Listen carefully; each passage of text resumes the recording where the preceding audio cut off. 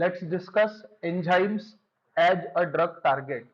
अब हमें पता है ड्रग जो हम लेते हैं, सो उनके लिए हमारे जो बायोमोलिक्यूल्स है वो टारगेट जैसे है।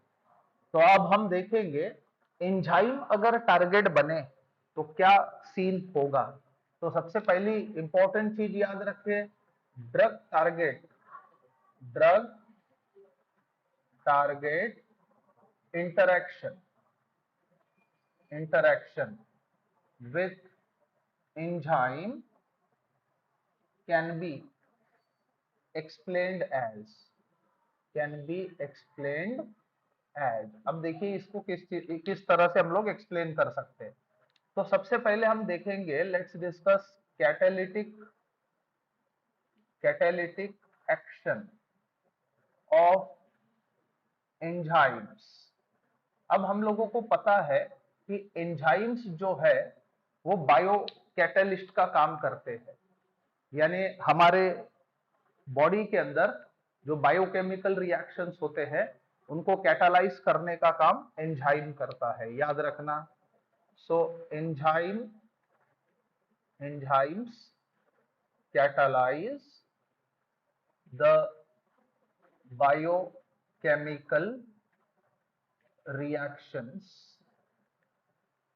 इन अ बॉडी, यानी हमारे बॉडी के अंदर जो बायोकेमिकल रिएक्शंस होंगे उनको कैटालाइज करने का काम कौन करेगा? एंजाइम करेगा। अब एंजाइम एक्शन जो है वो लॉक एंड की मैकेनिज्म के तहत काम करता है, याद रखना।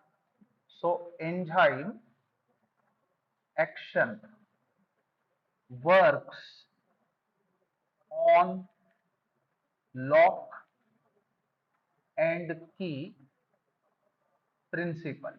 लॉक एंड की प्रिंसिपल, इसका मतलब ये होता है कि एक स्पेसिफिक जो लॉक होता है उसको उसी के चाबी से हम लोग खोल सकते हैं। आपके पास बहुत सारे चाबियां होंगे, लेकिन आप कोई भी चाबी यानी कि किसी भी लॉक को लगा के ओपन नहीं कर सकते, ये चीज याद रखना। अब एंजाइम के प्रमुख दो फंक्शंस होते हैं, याद रखना। So most importantly enzymes perform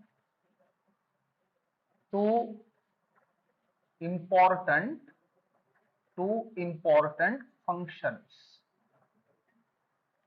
अब इसमें से सबसे पहला जो फंक्शन होगा ये क्या होगा कि enzyme holds, I mean it holds the substrate molecule for a chemical reaction, याद रखना।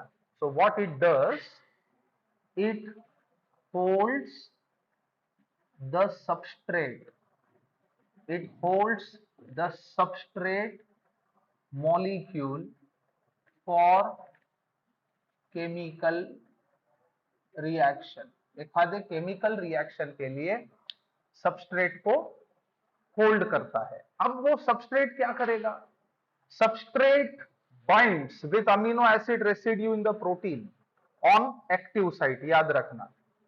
So what happens, substrate binds amino binds with amino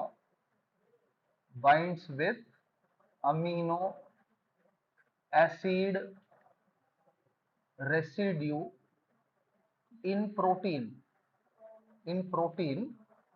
on active site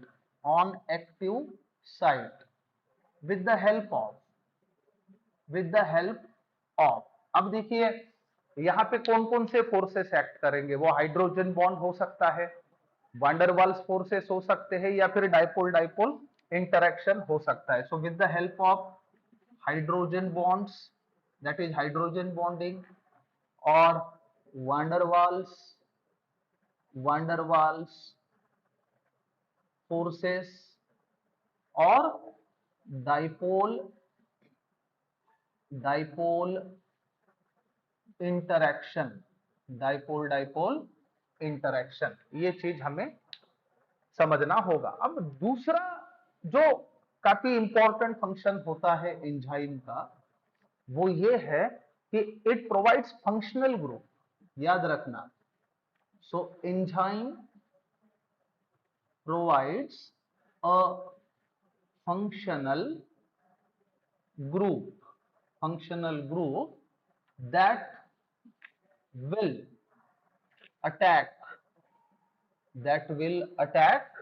the substrate, यानी वो substrate को अटैक करेगा, that will attack the substrate and carry out the reaction, यानी वो reaction को carry करेगा। ऐसे दो इंपॉर्टेंट फंक्शंस होते हैं एंजाइम के। तो इस प्रकार से एंजाइम की कैटालिटिक एक्शन होती है।